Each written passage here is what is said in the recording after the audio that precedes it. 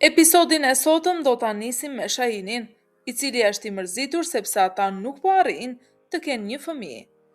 Por përpiqet ta qetësojë situatën, duke thënë që nuk është fundi botës, megjithatë, brenda tij ka shumë pasiguri dhe frikë. Nga ana tjetër, Nara i tregon se në spital, doktori Alçin i ka bërë një ofertë shumë të rëndësishme, të bëhet drejtoresh spitali. Kjo gjë e trondit Shahinin dhe ai reagon me xhelozi dhe nervozizëm. Ai fillon të dyshojë dhe të sillet posesiv, duke thënë se askush nuk mund ta shikojë gruan e tij me sy të keq, ndërsa Nare përpiqet ta qetësojë dhe shpjegon që oferta erdhi vetëm për shkak të aftësive të saj. Shahini kërkon që prioriteti kryesor të jetë tema e fëmijës, ndërsa Nare shprehet qartë që puna dhe familja mund të ecin paralelisht. Sadakat përballet me Xhianin dhe i tregon se Zerrin është Axhan dhe se fëmia është i Kajës. Kjo situatë e tensionon menjëherë atmosferën, por Xhian nuk tronditet, pasi ai ishte në dieni të kësaj të vërtete. Sadakat e akuzon Xhianin që po e fshet të vërtetën dhe se nuk ka respekt për të. Nga ana tjetër, Sadakat propozon një plan ekstrem. Nëse Zerrin nuk ndahet nga burri i saj Demiri, atëherë ata do ta marrin beben dhe do ta rrisin vetë në konak. Sadakat vazhdon dhe tregon se është e gatshme të bëjë gjithçka për të mbrojtur familjen dhe nipin e saj, edhe nëse kjo do të thotë të marrë vendime të ashpra. Por Xhian vendos kufi dhe i kërkon nënës së tij ta mbyllë këtë temë dhe të mos i tregojë askujt, sidomos Boranit, pasi situata mund të dalë jashtë kontrollit.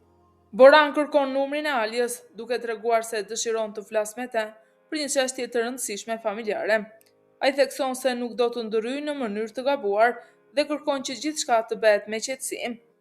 Nga ana tjetër, Xhian e sheh situatën si të dyshimt dhe të tensionuar, duke menduar se Boran po kërkon konflikt dhe po e komplikon situatën. Boran telefonon Alien dhe biseda midis tyre është plot tension dhe e ftohtë. Edhe pse Boran pret një reagim më emocional, Alia i përgjigjet me distancë dhe ironi, duke treguar se marrëdhënia mes tyre është e komplikuar. Boran përpiqet të kujtojë lidhjen e tyre dhe faktin që kanë një fëmijë bashkë, por Alia e mban distancën dhe i thot qartë se ai nuk ka më autoritet mbi ta. Boran kërkon që të flasë edhe me Denizin, ku i shpreh dashurinë e tij dhe premton se do ta takojë së shpejti. Erol telefonon Xhianin për t'i dhënë një lajm të rëndësishëm. Ai është hequr nga pozicioni i avokatit nga Borani. Kjo do të thotë që Erol nuk mund ta përfaqësojë me çështjen dhe se mund ta transferojë atë tek avokatë të tjerë. Erol e paralajmëron se rezultati i kësaj çështjeje nuk do jetë aq i lehtë dhe se nuk do të shkojë ashtu siç Xhian dëshiron. Në këtë skenë, shohim një moment shumë të ngrohtë dhe argëtues mes familjes dhe miqve në shtëpinë e Aliës dhe Xhianit. Të gjithë mblidhen për një vizitë të papritur, duke sjellë atmosferë të gëzueshme dhe plot harmoni. Fillimisht, ka batuta të lehta dhe ngacmime mes personazheve, por shumë shpejt situata kthehet në një atmosferë familjare të këndshme.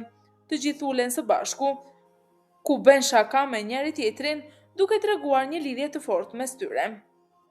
Demiri përballet me Ipek në një moment shumë të tensionuar emocional.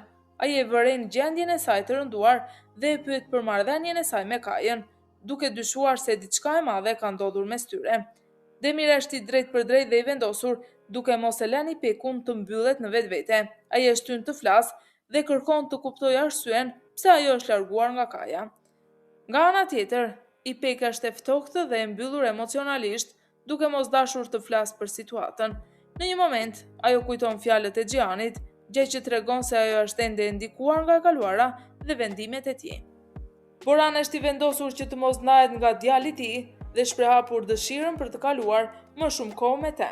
Megjithatë, Alia ndihet e pasigurt dhe e shqetësuar, duke menduar se Exhmel mund të përpiqet ta ndajë atë nga fëmia e saj. Exhmel fillon të ndikojë emocionalisht tek Boran, duke i thënë se falti, ai është duke kaluar kohë me djalin e tij Denizin dhe është i lirë. Gjithashtu Exhmel i shpreh dëshirën Boranit se ai duhet ta njohë me nipin e tij, Xhian Denizin, dhe në këto fjalë ai përpiqet të afrohet me fëmijën, ku mundohet të shprehë dashurinë e tij, duke i thënë se është nipi i tij. Por fëmia reagon me refuzim dhe kërkon që ai të largohet, duke treguar distancën emocionale mes tyre. Situata përshkallëzohet kur Xhian ndrryn dhe kërkon që Exhmel të largohet nga fëmia, duke e mbrojtur atë dhe duke mos lejuar konflikte të mëtejshme. Në këtë skenë, Ipek telefonon Demirin dhe i jep një informacion shumë të rëndësishëm. Ajo e di vendodhjen ku është fshehur Zerin. Kjo e ndryshon menjëherë dinamikën e situatës, pasi Demiri mund të jetë më afër gjetjes së saj. Ndërkohë, paralelisht, Zerin ndjen një dhimbje të papritur dhe mendon se është vetëm nga lodhja ose qëndrimi gjatë në kemp. Alia është e zemëruar dhe e dëshpëruar ndaj Boranit, duke akuzuar për gjithçka që ka ndodhur me familjen dhe djalin e saj. Nga ana tjetër, edhe Sadakat beson se Xhmeli ka shkaktuar gjithë këtë situatë dhe kërkon që as emri i tij të mos përmendet më në konak. Boran përpiqet të mbrohet, duke thënë se shumë gjëra do të ishin ndryshe nëse e vërteta do të ishte ditur më herët. Kaja telefonon Alien dhe i kërkon ndihmë, pasi Zerin fillon të ndjej dhimbje të forta. Alia përpiqet ta qetësojë situatën dhe i thotë të qëndrojnë të qetë, duke e siguruar se do të arrijë sa më shpejt pranë tyre. Por Kajen e zë paniku dhe mendon se nuk ka kohë për të pritur, pasi beson se fëmia është gati të vinë në jetë. Ai vendos ta çojë menjëherë Zerin në spital. Gjatë rrugës, ata përballen pa pritur me Demirin, i cili i ndalon dhe e kërcënon Kajen që t'ia kthejë Zerinin. Kaja arrin të largohet, por situata bëhet edhe më dramatike, sepse pak më vonë gjatë rrugës ai pëson një aksident të rënd bashkë me Zerinin. Aksidenti Kajës dhe Zerin mund të bëhet pika më kritike e ngjarjes. Në telenovela të tilla, zakonisht ndodhin disa drejtime të mundshme. Zerin mund të shpëtojë, por të lindë një krize menjëhershme, lindje parakohshme ose komplikime, duke bërë situatën edhe më urgjente për në spital. Kaja mund të lëndohet rënd dhe kjo pastaj sjell faj, përballje dhe akmarrje mes personazheve si Demiri dhe Alia. Përplasja me Demirin para aksidentit sugjeron që ai do të mbajë përgjegjësi morale në sy të të gjithëve, edhe nëse nuk është shkaku direkt. Në këtë histori, aksidenti zakonisht nuk është fundi i tyre, por fillimi i një konflikti më të madh, sekrete që dalin, akuza dhe marrëdhënie që ndryshojnë krejt.